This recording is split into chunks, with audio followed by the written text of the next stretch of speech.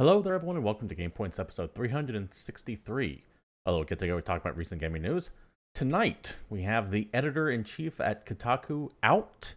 We have details on what was that failed $2 billion Embracer Group deal that has seemingly sent shockwaves through that company. And Keith David seems to be coming in to save Destiny.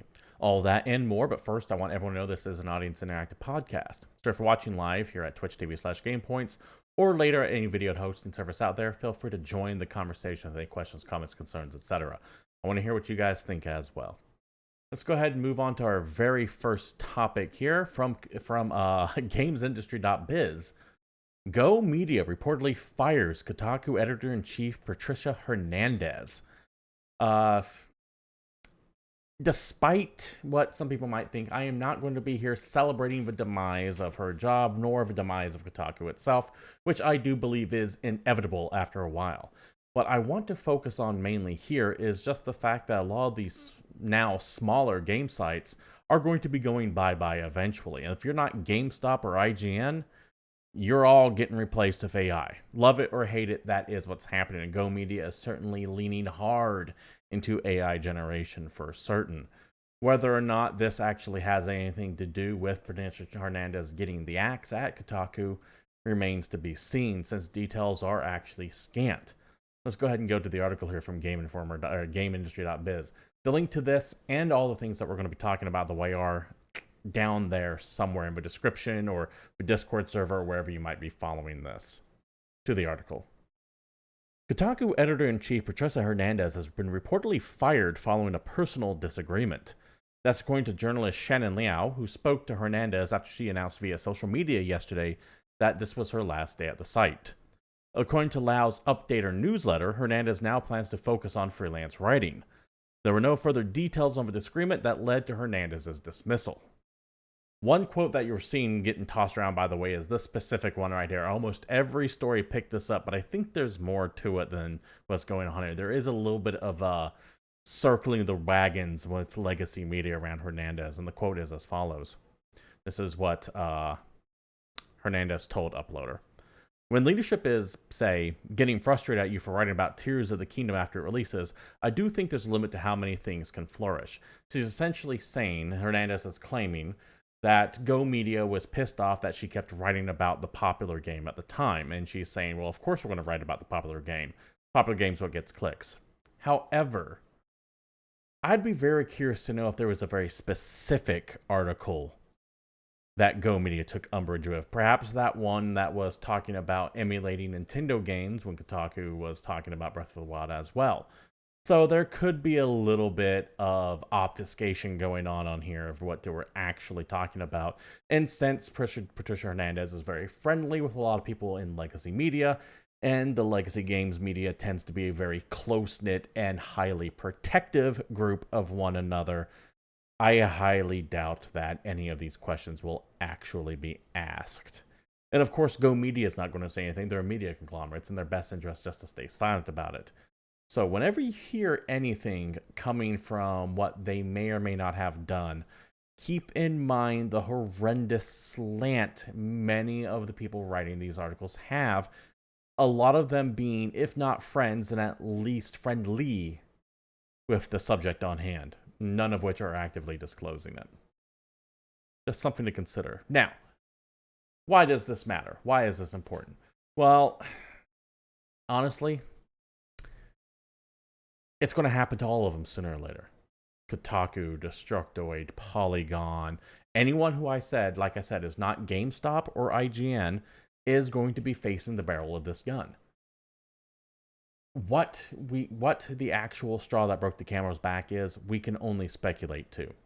It could be someone at Go Media saying, hey, you need to get off this trend of writing clickbait articles designed to enrage your audience.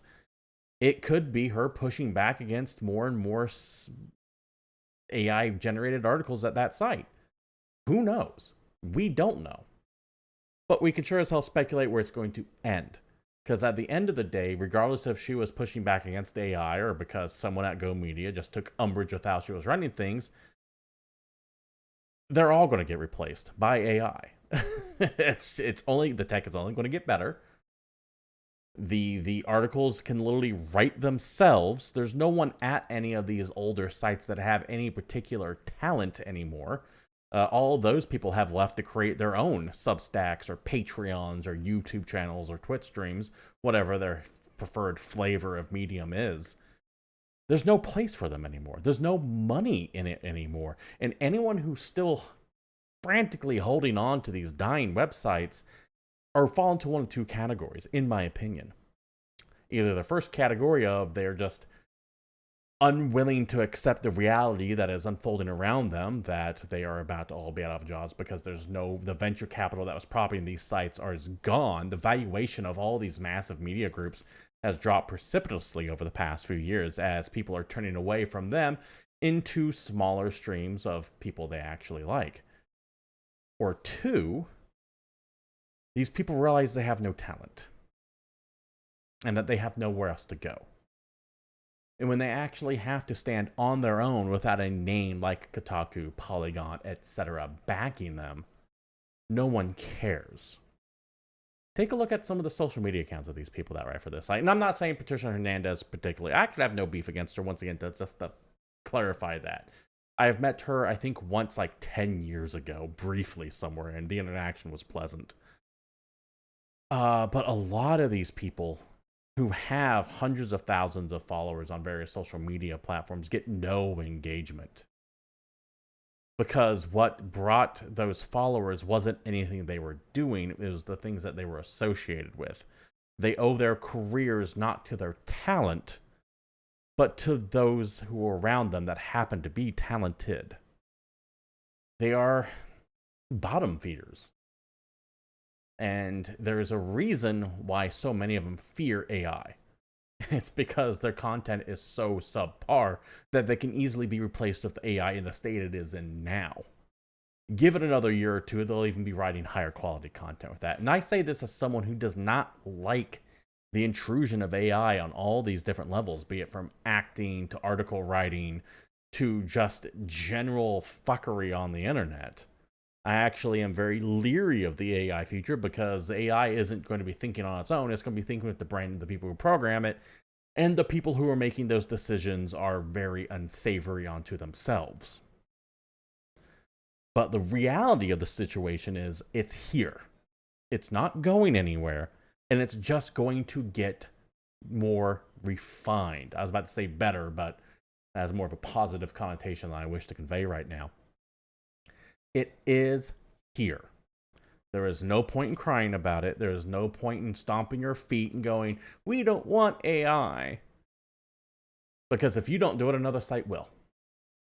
And then you're out of business permanently. So these companies are doing what they're going to do. They're going to fire you. And the truly talented will find a place to write at. I'm talking about the Gene Parks, who's still at Washington Post, the Jason Schreier over at Bloomberg, the Stephen Totilo at Axios. The actual game journalists who have talent will still have a voice. Those who do not will be replaced by the soulless machine. Shouldn't make that harsh for comparison because I don't think many of these people have souls either. And once again, I want to make clear, I actually kind of like Patricia Hernandez. I've got no beef against them.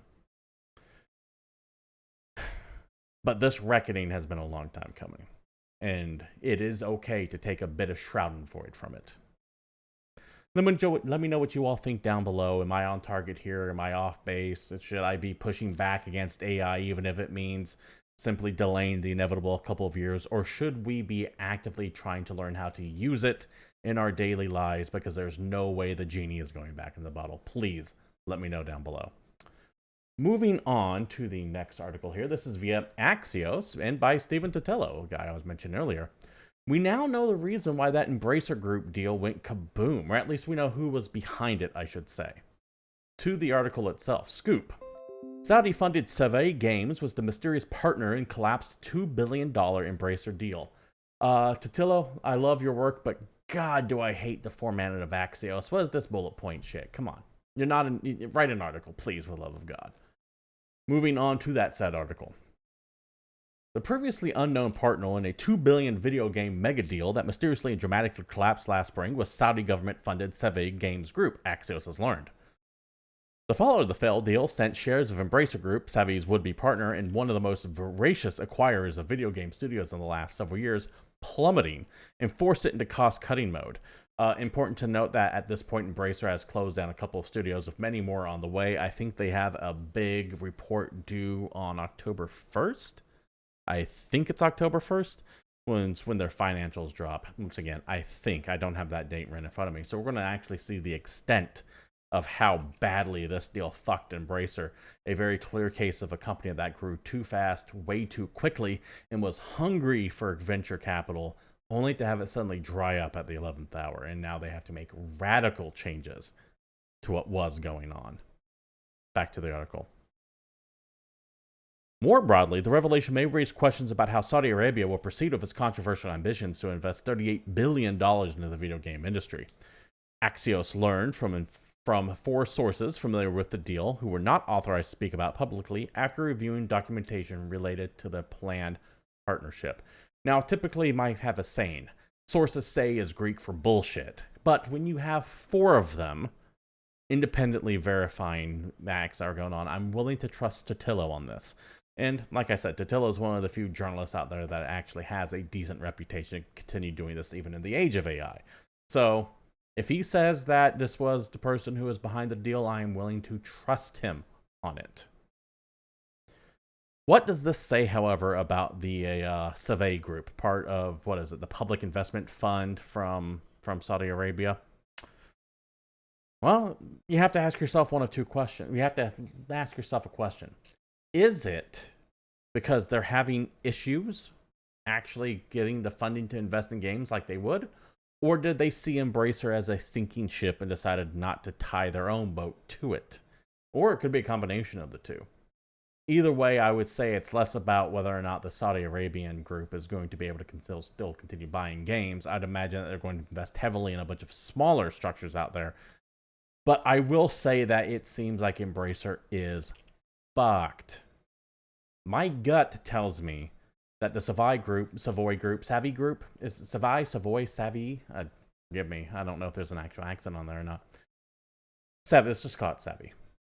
My gut tells me the Savvy Group was able to take a look at Embracer's financials before this deal going through as part of that deal-making process, didn't like what they saw, and went, hell no, and backed out. Embracer Group has always seemed to be overvaluated, in my opinion, where its stock grew something like 1,000-fold or something like that a few years ago. And they've bought all kinds of shit, and they have massive overhead. But what are they really making? Not much. Even if they're supposed to be the middleware people that we all kind of expected them to fill, that middle market things, they're not cranking shit out fast enough to actually meet that demand. Part of going to smaller, more budget titles is the fact that you're going to be able to crank them out way faster than normal.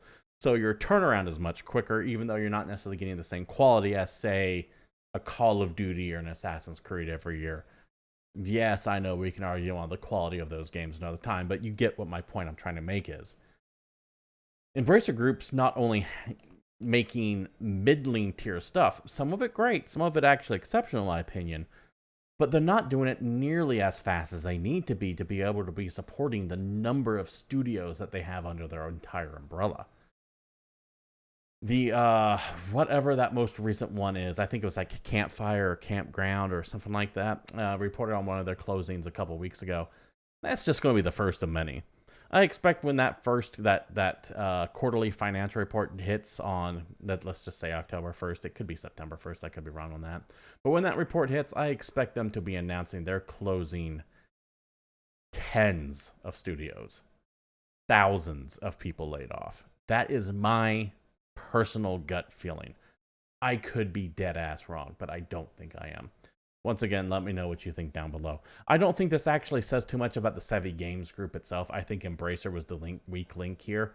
So as much as I would love to see that Saudi Arabian investment fund completely implode and stay the hell out of games and be forced to sell SNK to someone that's not Tencent, I think they're going to stay around. I think Embracer's fucked.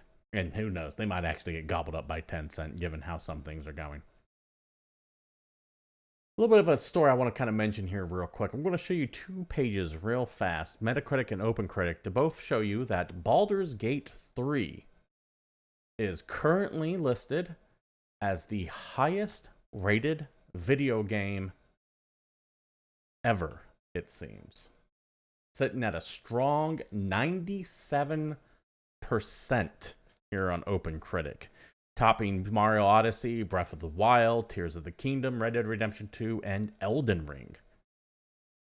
Of course, the people online fans of Baldur's Gate 3, of which there are many, the game's been doing very, very well, have taken to talking about how successful the game is, and I do not want to take this away from Larian. You guys have made a banger of a video game. I'm loving it myself. But there have been a spate of articles about how great this game is, how other developers are now afraid that the bar has been set too high and the standards are inachievable, to which I say, boo fucking who? You got showed up and get better? But I digress. The point of me pointing this out is that these are not necessarily going to stick. You see, a lot of the review sites, or the big ones out there, are actually taking their time going through the game itself. So you have your big names like your IGN, your GameStop, etc., not yet score their final reviews. What you're seeing here on these Metacritic and OpenCritic reviews are from smaller sites of people who either A, in my opinion, didn't finish the game, or B, hit the critical path very hard to try to wrap things up so they can get the I'm first, come read my review, because reviews do have a shelf life. And the first person who has it out tends to be the one that gets the most clicks. It is that kind of game with these. And I don't mean game as in video game, I mean game as in like business plan with these. You get it out the quickest, you get more clicks. Simple as. But your bigger sites, your ones that tend to actually have more weight on the own OpenCritic and Metacritic, have not published theirs yet because they can afford to wait a little bit. Because the Baldur's Gate 3 review on IGN is still going to get hundreds of thousands of clicks, even if it's a month late. They can afford to delay it a little bit and still have some kind of profit come in from all the time and effort into writing that article. And I don't expect those to be perfect 10s. I expect them to be 9s, maybe even 8s. And that will drag this number down, in my opinion. Where Baldur's Gate 3's final score is going to end up, probably in the mid to low 90s. I would say 90, no lower than 94. Hell, it could go up a little bit, but I doubt it. The point that I'm trying to make is that for everyone saying Baldur's Gate 3 is now the greatest rated video game of all time, realize that is going to change. And very likely soon. So take your screenshots, set it aside. Congratulations to Larian, though. You guys made one hell of a game, which is impressive considering that it is a genre that a lot of people consider to be very niche. The classic RPG style of games. And you don't have people clamoring about Pathfinder, Wrath of the Righteous, or Pillars of Eternity, or even Larian's own Divinity Original Sin all that much. But it has a very strong fan base.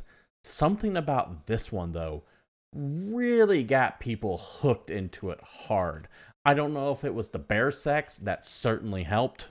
It's hard to deny the impact that trailer had for people on their last panel from hell to generate buzz about the game, but it sure as hell did. But congratulations, Larian. Clean the game up, fix whatever little bugs you are, and then go off and take a very, very well-earned break. You have certainly deserved it.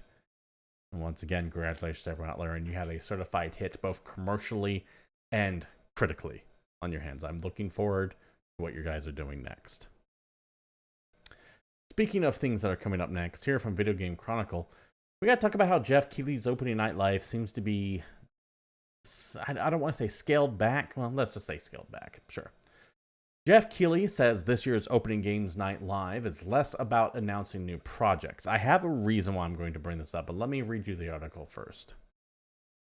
Speaking to Video Game Chronicle ahead of the August 22nd event, the host and producer said that the viewers should expect mostly updates on announced games planned to release over the next 12 months. It's going to be an exciting show with new looks at many announced and upcoming games like Alan Wake 2 and Black Myth Wukong, Keighley said. This year's opening night live is less about announcing brand new projects and more about giving fans updates on some of the biggest games due out over the next year. Opening Night Live is the Game Awards producer's regular pre-show presentation for the German Gamescom Expo, which took place last year in Cologne as an in-person event for the first time since 2019. Last year's show ran for just over 2 hours and featured more than 35 games. And additionally, I'm adding this, was boring as hell. So if last year's was 2 hours and featured 35 games and dull, this year's is going to be glacial, especially if it lasts 2 hours. And especially since Keighley has already come out saying, hey, we're not really going to be announcing anything big. We're just going to be giving updates on upcoming games. You can go with this a couple ways. I'm going to give you the two options right here. One, publishers are becoming far more controlling from the top down when it comes to getting their message out. Keighley has connections. There's a reason why he's been able to do the Video Game Awards every year. There's a reason why he's essentially taken over E3 as his own little personal bitch with his Summer Game Fest. But companies don't need Geoff Keighley. Why pay a middleman when you can do a Nintendo Direct? Why pay a middleman when you can do a Sony showcase or an Xbox showcase or what state of play? Why bother? You have all of your messaging under one umbrella and you can control everything that's said and done. And then rather than showing it and streaming it to a couple million people on Twitch, you just do the same thing on YouTube and don't have to have a big floor presentation or anything like that. You can get the same messaging for cheaper and completely under your control. There's also the second thing you have to take a look at here. This has been an absolutely stacked year. A lot of those games that were promised for next gen are finally dropping this year, and it's not even over yet. We still have Starfield, Spider-Man 2, etc. coming up on the horizon. But this is going to be one of those years that it's looked back as like just one of the greatest gaming years in a while. You know those particular years, like when Half-Life and StarCraft and all that came out. There are certain years that I talked about in hushed tones. I should say hushed tones. Anyways, moving on. I have to wonder if the powder is spent. We are about traditionally halfway through next gen. If we take a look at the typical 5 to 6 year life cycle of a console. The last console cycle, which was about 7 to 8 years, is freakishly long compared to the past. Now, we could also be moving into more of a future-proof time where console generations are just going to now be 8 years or so. I don't think we are. Now, if you're Nintendo, you have the Switch 2 coming up. That's a whole different bag. But let's focus on Microsoft and Sony for right now. Have they already blown their load before the next consoles drop? PlayStation 6 and whatever Xbox is working on now are clearly being worked on already. You have to start prototyping at the very least to get it ready in like 2 or 3 years from now.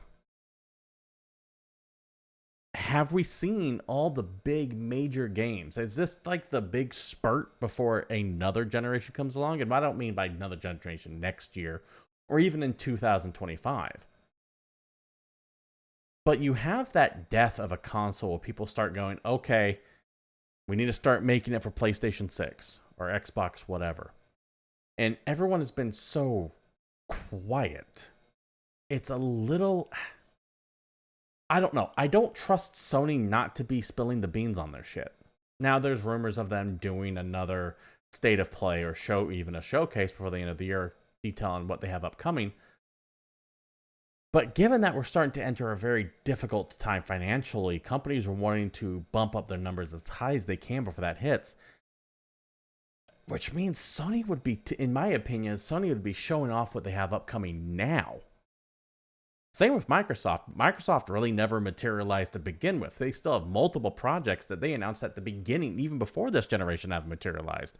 Perfect Dark, Fable, etc. for just to name a few. Are we done? Is Starfield going to be like the last major game for another year or so? Or are we going to be able to continue this momentum into early 2024, middle of 2024? Or do we going to go back? Or are we going to go back to that, here's a big game once every 4 months setting that we were at for the first part of this generation? Especially in 2022, which felt like just a desert wasteland, in my opinion. I don't know. But the fact that Geoff Keighley, who is very well connected, is already coming out saying, don't expect any real new game announcements on opening Games Night Live, which wasn't necessarily placed for it anyways, but they typically had a few, to me shows that there's some shit going down. And I don't think it's because companies are trying to control the message on their own. I think it's a combination of both, but I think we're about to enter a massive dry spell, which, hey, we have a shit ton of great games to play with right now. We could probably stand to dial it back just a little bit and take some time to play everything that's coming out. But I get very, very worried when companies don't talk. Because remember one of the GamePoints maxims. If things are good, a company won't shut up about it. If things are bad, you won't hear a goddamn thing. So, just concerning, I think, for the health of the industry. On its own, don't read too much into it. But it's the how many grains of sand does it make a heap, right? There are certain signs that I keep seeing that make me think that they're in for a majorly rocky time over the next year or so after all these big games come out. And I also think that's one of the reasons why you're having so many games coming out back to back. When you would normally kind of space them out a little bit, you might have a company go, ooh, Starfield's coming out then, let's push this back a little bit. Ooh, we know that Diablo 4 is going to be huge, let's try to get this forward up a little bit. Instead, they're kind of just dropping everything willy-nilly. That in itself is also concerning. Last story of the day. I really like this, and I don't think anyone out there in the community actually hates this at all. Right here is a message from Bungie talking about the actor that is going to replace, oh my god, I forgot his name. Lance Hendricks. Lance Reddick. Lance Hendrickson. Lance Reddick as Zavala. Lance Reddick, beloved by Destiny fans, and I liked him just as a person, as I liked all the, maybe not as a person, never met man, but I liked him in a lot of things he's been in, and he was very heavily invested in video games. Remember, he was also in Quantum Break. In the blog post here, thank you, Commander, the future of Zavala's journey. Earlier this year, we lost Lance Reddick, the English language voice actor of Commander Zavala. The passion and professionalism Lance brought to the role over the last decade was unmistakable and loved by all. Lance's iconic voice led us to the most intense moments in Destiny's history, and the impact on our Guardians and our community, and Bungie as a whole, will never be forgotten. Like I said, prolific with video games as well. I mentioned Quantum Break. He was Sylens in the Horizon series. My favorite character in that series, by the way. Very tragic. He just died suddenly. It was shocking to a lot of people. We have a replacement, though. Commander Zavala has been central to the story, and we've been telling since the original Destiny, and we have plans to continue his journey. Keith David, a prolific actor on stage and in television, film, and games, will assume the English language voice of Zavala in the final shape and beyond. Separately, Lance's existing lines in game will remain untouched for the upcoming release. Awesome. I can't think of anyone else they could have recast for this. I was thinking maybe they just kill Zavala off, like in a season, kind of like do a random off-screen death. But I am so down for Keith David to continue the role, even though they really don't sound alike to me, but they are both very gravelly voiced. And much like Lance Reddick, Keith David has a history of video games. I mean, this is the motherfucking Arbiter. This is a reverse giraffe.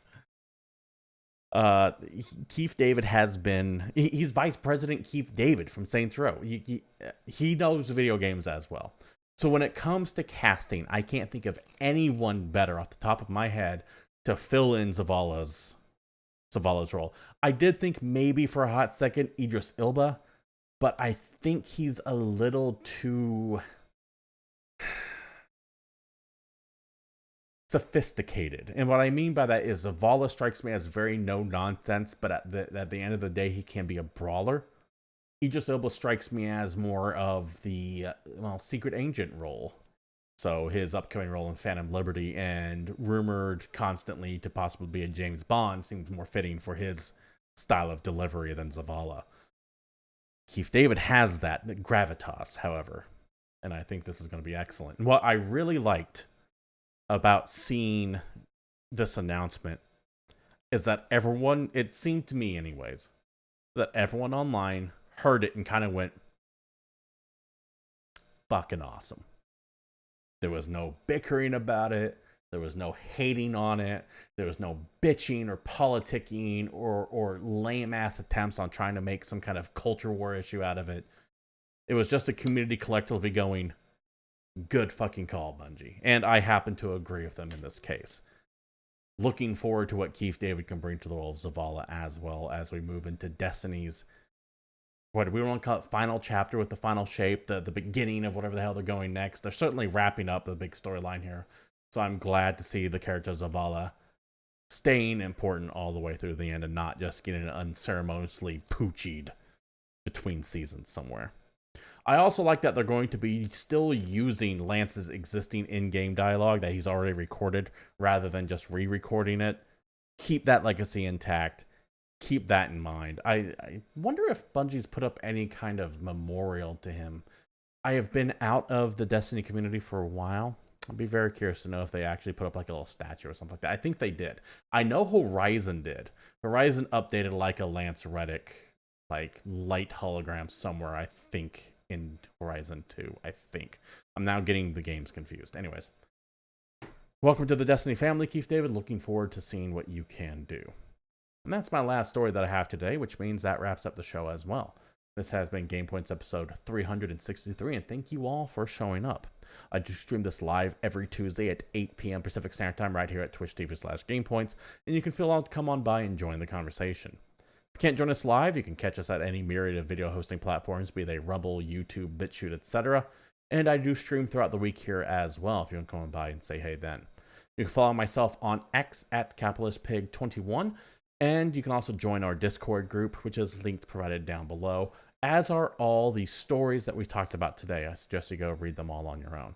And of course, if you like what you saw here and you want to support the stream, you know what to do. Likes, bits, follow, share, subs, bits, wherever you're watching, you know what streamers want. Thank you all for showing up. This has been GamePoints. Until next week, I'm out of here.